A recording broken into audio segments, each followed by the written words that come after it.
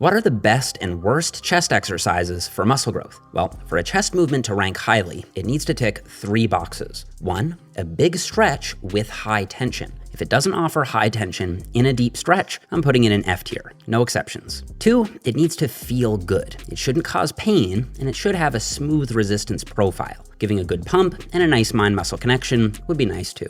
3, it needs to have a simple progression. If you can't progressively overload by adding weight or reps, that's not good. And after ranking 20 of the most popular movements from S for super to F for fail, at the end, I'll crown one exercise as the best of the chest, raising it to S tier plus, and one as the most inept for the pecs, sending it to F tier hell. All right, let's get the worst out of the way. The Hex Press. I'm not a big fan of these. First, you never get a big stretch in your pecs because your arms never stretch out. They stay tucked in the whole time.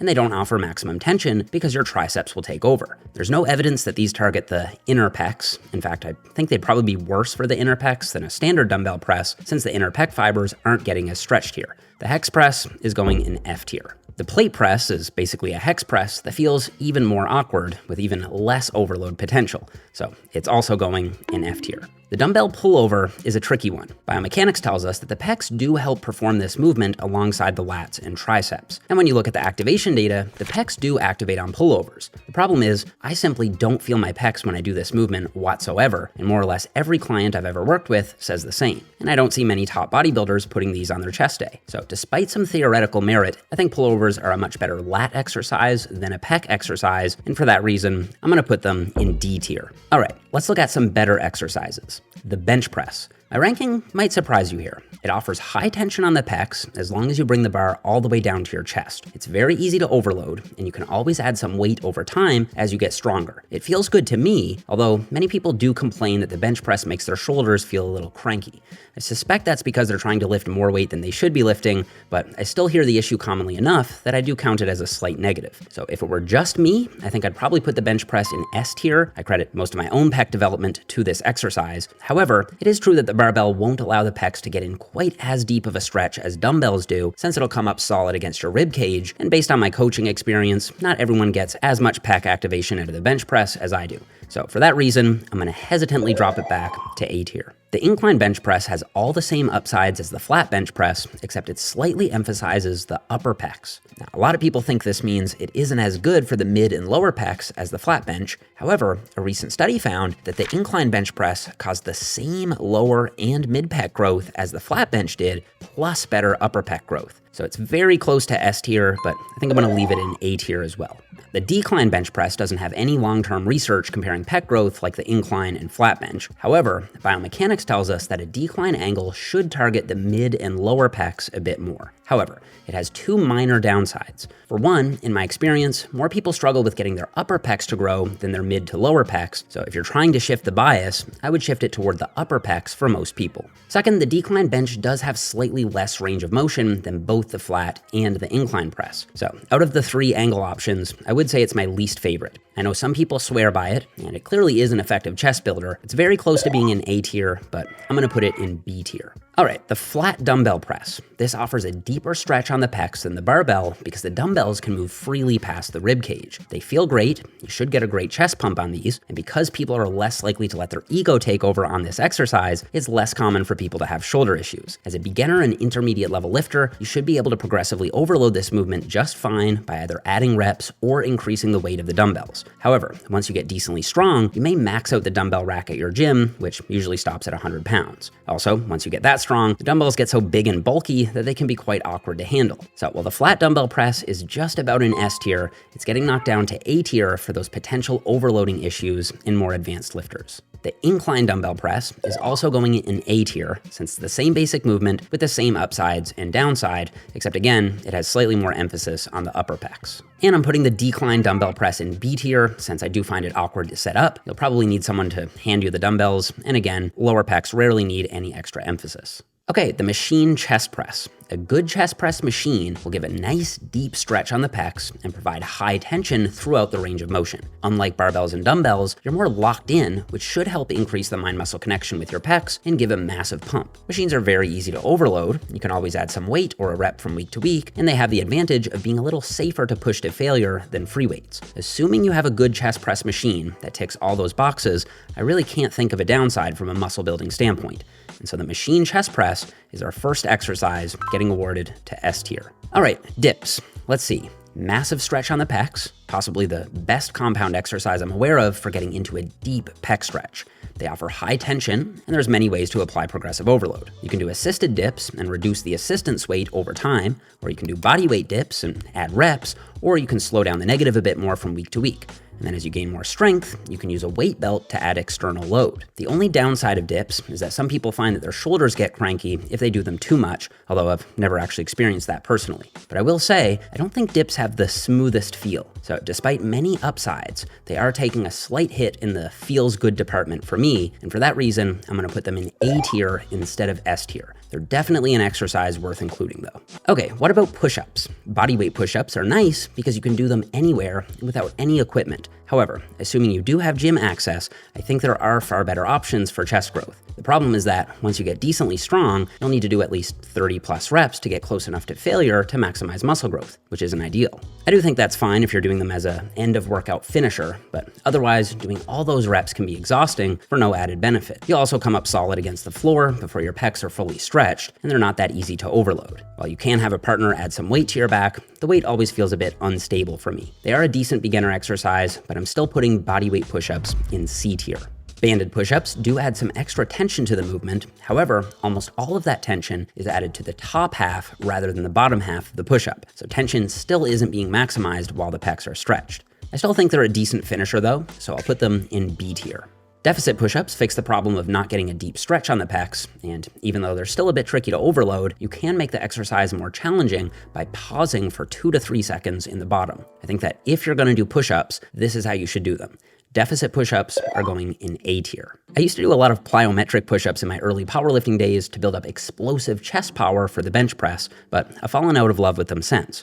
They're just not great for maximizing tension on the negative or in the stretch, and even though there is some research supporting more explosive training, I'd rather use an explosive tempo on a weight-loaded exercise like the bench press if bodybuilding is the goal. I'm gonna put these in D tier as a chest builder. Speaking of less conventional exercises, the Guillotine Press is basically a normal flat bench press, except you shrug your shoulders up, flare your elbows out, and lower the barbell down to your neck. A lot of people kick up a big fuss about this exercise causing shoulder issues, but there's no direct evidence or even strong rationale to support that. You can listen to Dr. Mike if you don't believe me. Some people will bench press guillotine style, where they take a higher position on the chest and they let their elbows come up. They feel a huge stretch in the pecs. Their shoulders feel amazing. No problem. Correct answer. Other folks will touch a little bit below the nipple line, actually on their abdomen, and they will tuck their elbows on the way down. If that is what hits your pecs the most and it makes your elbows and shoulders feel nice and comfy and safe, beautiful, right answer. What I don't want you guys to get caught up in is people on the internet who say this is bad because of biomechanics. I don't know where the fuck they say that, because if you go out here, notice my pecs are getting more stretched as I pull out. That said, I do believe that for some people, especially those with pre-existing shoulder issues, flaring the elbows might hurt. So in that case, I just wouldn't bother with these. However, guillotine presses will stretch the pecs better than any of the other barbell presses we've discussed, and it also has a cool history in lifting culture.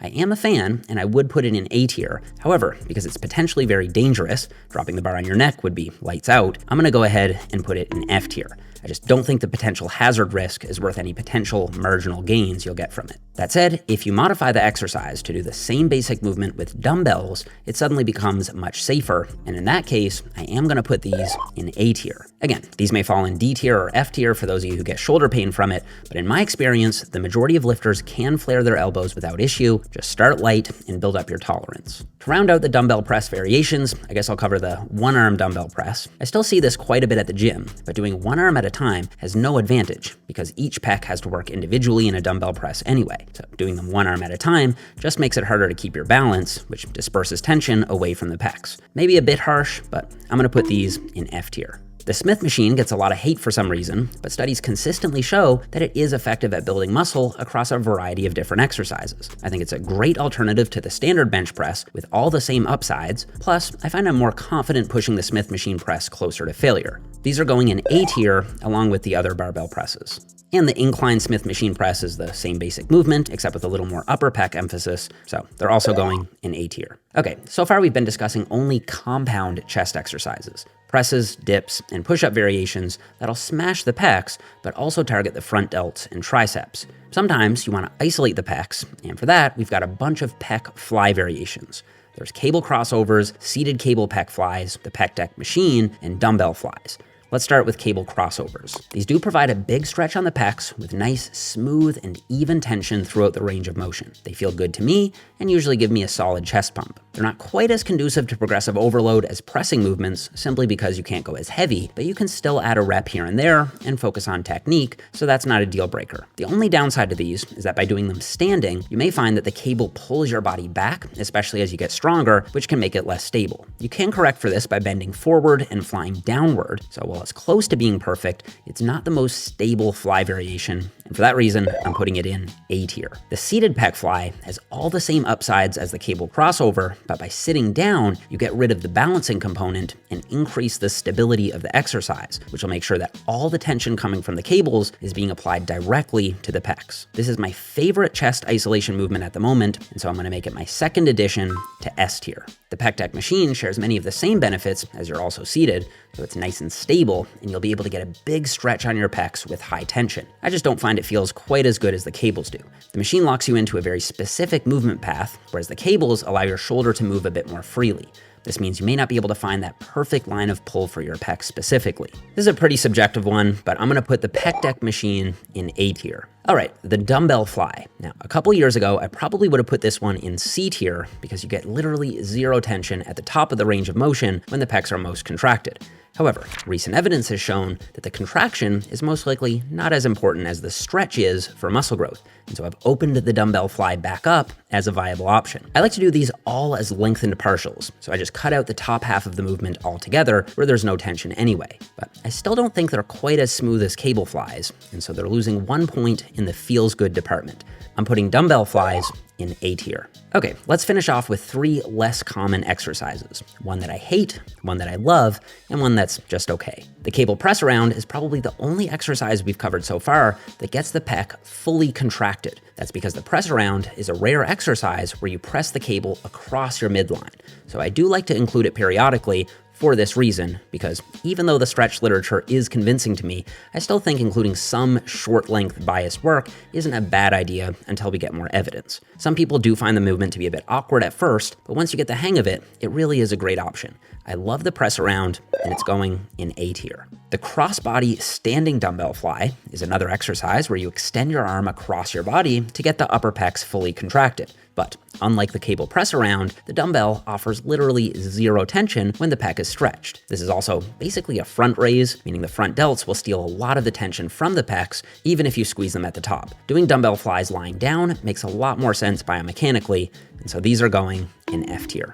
The floor press is mainly used for developing maximum bench press strength, and it's an exercise that I include in a lot of my strength and power building programs, as I think it's great for smashing the triceps and improving lockout strength. That said, the limited range of motion makes it a less than ideal candidate for chest hypertrophy, as you never get the pecs fully stretched. So even though I do love it for strength, it's just okay for pec growth, and I'm gonna leave it in C tier. Now, if I had to crown just one exercise as the best of the best, I'd probably go with a machine chest press. This is a broad category, and some machines are certainly better than others, but if you can find one that feels good at your gym, I definitely think it's worth including. It ticks all the regular boxes, and you can safely push it to failure. And if I had to pick one exercise as the worst of the worst, it'd probably be the plate press. This is just one of those exercises that influencers do to be different, but unfortunately, it comes with a ton of downsides and no real upside. Also, I just launched phase 2 of my pure bodybuilding program over on jeffnippard.com, so that's available for pre-order right now. Phase 1 of the program got the highest praise I've ever received from a whole bunch of experts in the field, and I've got a long list of amazing testimonials from people who ran the program. Phase 2 builds on that by introducing more than 90 new exercises and plenty new intensity techniques, many of which I've never shown here on the channel before. If you pre-order, you'll get all 3 versions of the program for the price of 1. So you'll get the push-pull legs, upper lower, and full body versions of the program, which is more than 6 months of training in total. And the pre-order lasts for 1 week. If you didn't run phase 1 yet, I would recommend starting with that one first, and just for this week only, I'm also gonna knock phase 1 off by 30%. So now might be a good time to pick up both, as this is the most discounted they'll ever be.